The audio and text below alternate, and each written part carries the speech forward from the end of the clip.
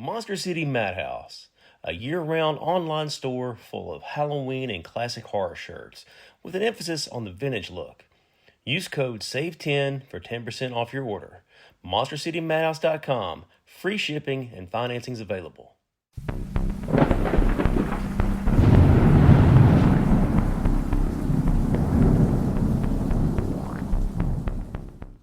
Welcome back to Southern Ghost Stories. I am the American Haunted Historian, Alan Searcy.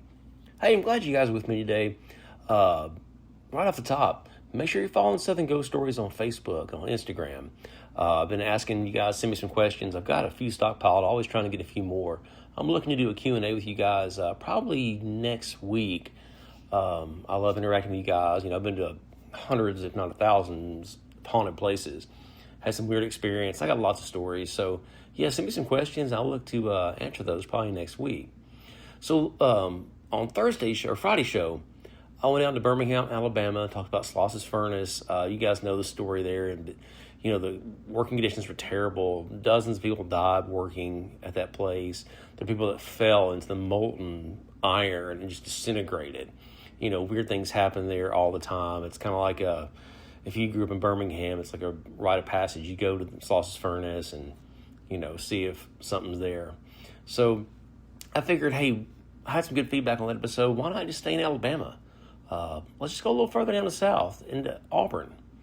So most people think about Auburn, Alabama. They think about the roar of the stadium, Bo Jackson, Cam Newton, maybe even Charles Barkley, the rolling of Toomer's Corner after a football game.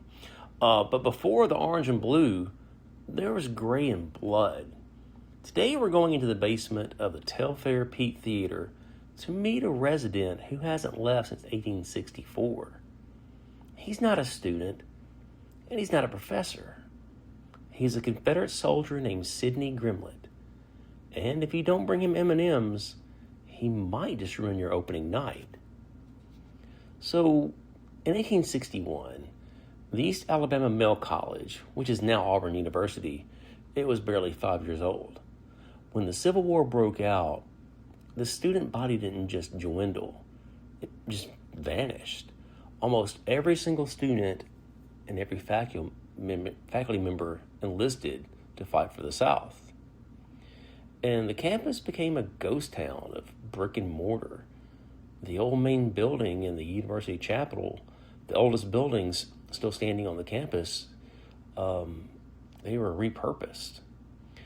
So by 1864, as the fighting intensified across the South, Auburn, the college became a hospital.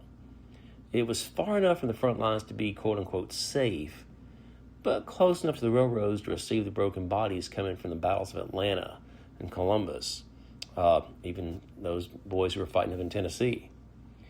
So the chapel, it wasn't just a place of worship. It was a place of saws, ether, and stained floorboards. And this is where Sidney Grimlett enters our story. So, according to the legend, Sidney was allegedly a young Confederate soldier brought to the chapel hospital with a horrible leg wound. And in the 1860s, a leg wound often meant a slow, agonizing death from gangrene or blood loss. And tradition says that Sidney bled to death on the floor of the chapel. In a place filled with so much collective trauma, Sidney's spirit supposedly stuck to the wood and to the bricks there. Well, for decades after the war, the chapel returned to being a church, and then a YMCA. Became a library a few years later. In the 1920s, the university's drama department moved in, and the silence ended.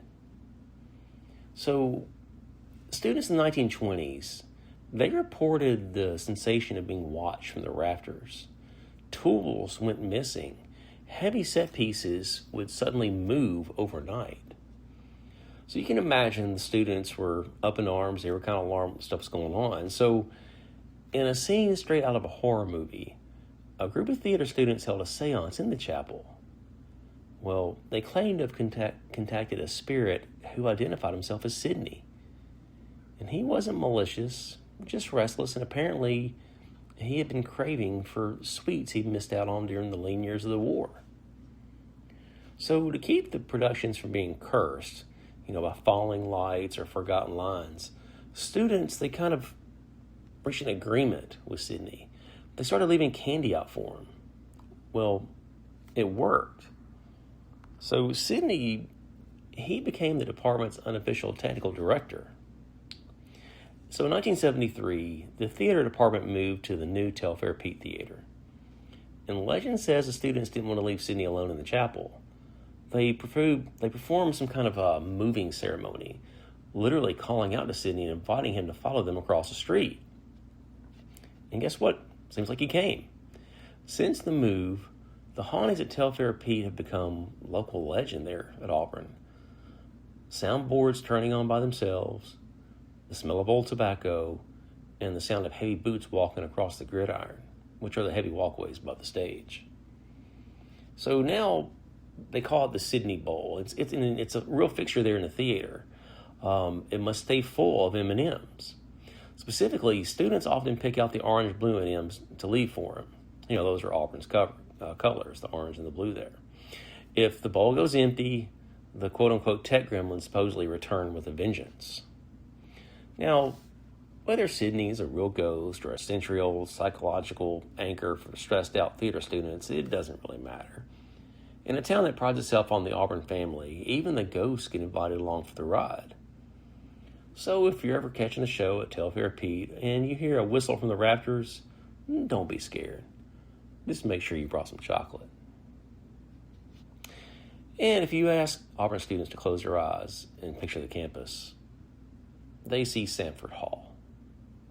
It's iconic. With its red brick and the beautiful clock tower, it's the heartbeat of the university. It's where the War Eagle spirit lives.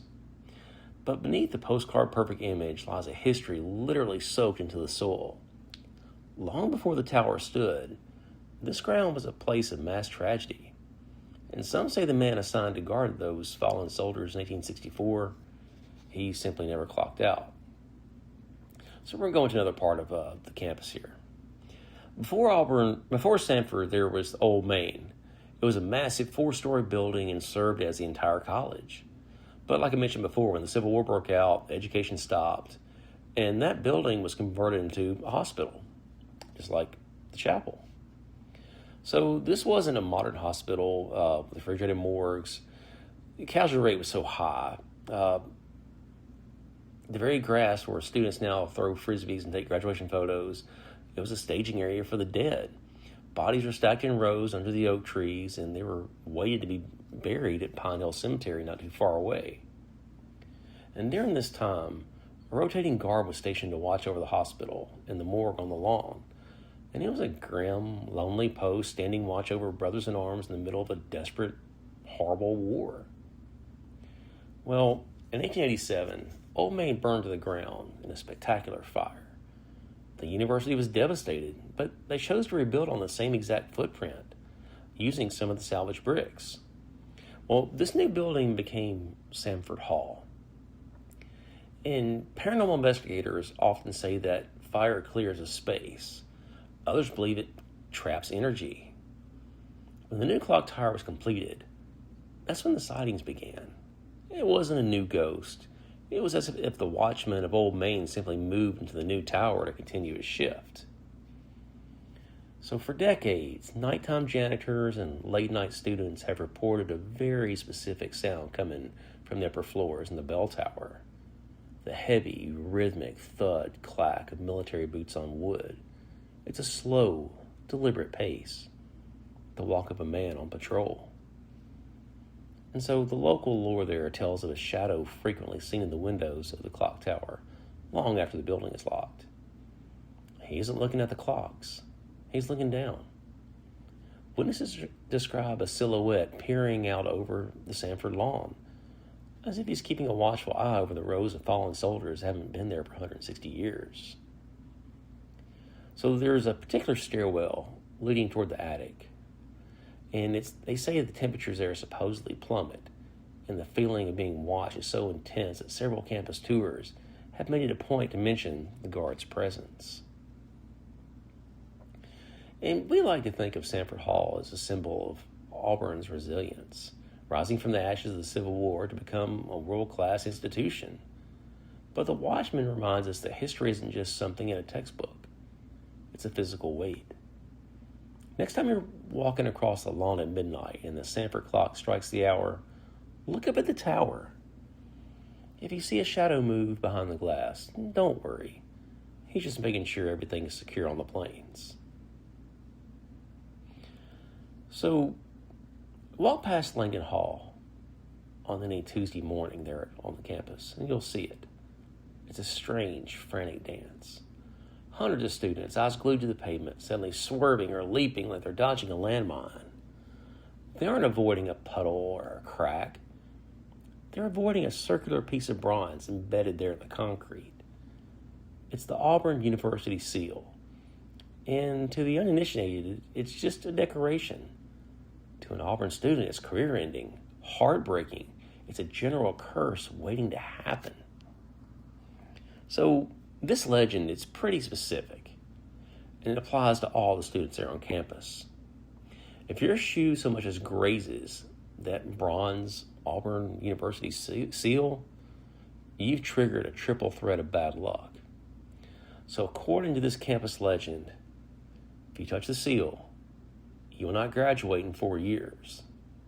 The 5 or 6 year plan becomes your new reality. The second, you will never find your true love at Auburn. And third, and the most Auburn part of the curse, you'll be burdened with 7 generations of Alabama fans in your family tree. And that's probably worst of all if you're an Auburn fan. So it sounds like a joke, but the seal swerve, it's a real phenomenon. Even the most cynical, science-minded engineering students won't risk it. And there have been students who just go out of their way to avoid it altogether. So, but here's the tell like it is truth. The seal, it's not really ancient. It was actually a gift from the class of 1999. It was installed right before the turn of the millennium, right before 2000. And how did a piece of metal installed in the late 90s become a legendary curse in less than 30 years? It's a masterclass in student culture. It likely started as a way to build respect for the newly renovated space around Langdon Hall. But within a few years, it morphed into the curse we know today. It's even integrated into the ring night tradition. Students curse their class rings by touching them to the seal, absorbing Auburn's history before cleansing them to keep the spirit without the bad luck. So what happens if you're a freshman who's just not paying attention, carrying your books, heading to class? Oops, you step on the seal. Well, you aren't doomed forever, but the path to redemption is cold and it's rare. To break this curse, you must jump into the President's Fountain, located at the President's home on Magnolia Avenue. But there's a catch. It must be at the stroke of midnight on Leap Day, February 29th. So every 4 years, a bizarre ritual takes place. Dozens of cursed students gather in the dark, shivering in the February air, waiting for the clock to strike 12 so they can jump into the water. It's the only time the university and the campus police usually turn a blind eye to fountain hopping. So, if you want to find the real history of Auburn, you don't go to the stadium. You go to the corner of South Gay Street and Rocky Hollow Road. Pine Hill Cemetery has been there since 1837. It's a place of beautiful, crumbling Victorian monuments and weeping angels. But there is one grave that stands out. Not because of how grand it is, but because of the violence that put its inhabitant there. Today we're looking at Auburn's oldest cold case, the 1858 murder of Jethro Walker. So it's before the Civil War. It's a frontier college town. No paved roads, no electricity. The East Alabama Male College has just been chartered. It's a quiet, deeply religious community where everybody knows everyone. And Jethro Walker, he wasn't a hellraiser. He was a respected citizen. He's known for his piety and his quiet nature. In a town this size, a crime usually meant someone's pig was stolen. Murder was unthinkable. Well, in 1858, Jethro was sitting outside, and he was doing what he did every night. He was reading his Bible. Without warning, the peace of the evening was shattered. Jethro was attacked brutally. He's found later slumped over the very book he was reading. The blood from his wounds pooled onto the page of his scripture. So imagine the panic in a mid-19th century village. This wasn't a robbery. His belongings were intact. It felt personal. It felt targeted. But why Jethro? In 1858, there's no DNA, no fingerprinting, and no local police as we know it. The investigation was handled by neighbors and a local sheriff. So here's what we know. There was no hidden feud, no jealous suitor for a woman Jethro was courting. So according to legend, his son was the one who killed him. And it kind of goes like this. His son took his life and then disappeared. And he went to Cuba, was never seen again. So it's a horrible, sad story. But you can visit Jethro's plot over at Pine Hill. And people still visit today over 160 years later. And it's said on that certain humid Alabama nights, the atmosphere around his headstone feels heavy or electric. And local legend says a man in 1850s attire is sometimes sitting near the back of the cemetery. And they say his head's bowed, like he's reading his Bible. When approached, he doesn't vanish in a puff of smoke. He simply just isn't there when you blink. And it's just the image of the Bible soaked in blood became a piece of Auburn folklore. It's a symbol of innocence lost in a town that was about to see a lot more blood spilled on its doorstep during the Civil War. Well, they can't prove that Jethro's son killed him, but he's likely taking up residence. Jethro is there in the cemetery. That's where he remains, and he's a reminder that even in the loneliest village, the shadows are still there. So, yeah, Alabama has so much folklore and this weird, wild history. I did the book Ghost Stories and Graveyard Tales, Alabama, a few years ago, and there's just so much stuff. I was talking about this last week, from Huntsville to Mobile. I mean, Huntsville had a Frankenstein story. You know, I love good ghost stories, but man, Frankenstein stories, trying to revive bodies, electricity, that's a good time right there for me anyway. So, yeah, Alabama. So if you like Alabama folklore, Alabama ghost stories, haunted history, check out my book, Ghost Stories and Graveyard Tales, Alabama. It's available on Amazon, on Kindle, Audible. You can get it wherever you find your audio books.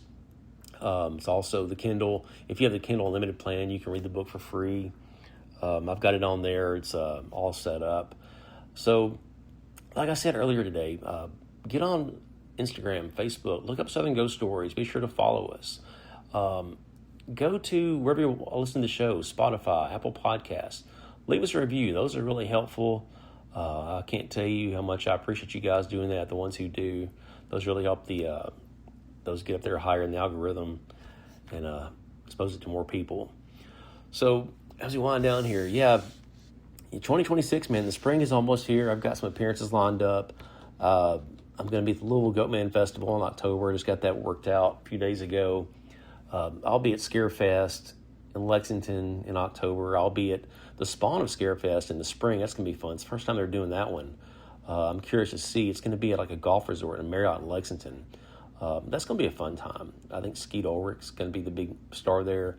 If you know me, I'm not really familiar with all the stars and celebrities, but it's always fun. And I see a lot of you guys out there at the shows, and I'm looking forward to a whole lot more. And 2026 is going to be a good time, guys. I've got a few more aces up my sleeve. And like I mentioned, the Andrew Jackson book, Pistols at Red River, comes out April 30th. So I'm expecting some big things for that. And I've already got some media appearances lined up. So yeah, keep checking in, and I'll be back on Friday with another show. I'll see you guys then. Check out the exclusive shirts from Monster City Madhouse, Gravestone, Rocktober, and Val Halloween. All that and much more at MonsterCityMadhouse.com.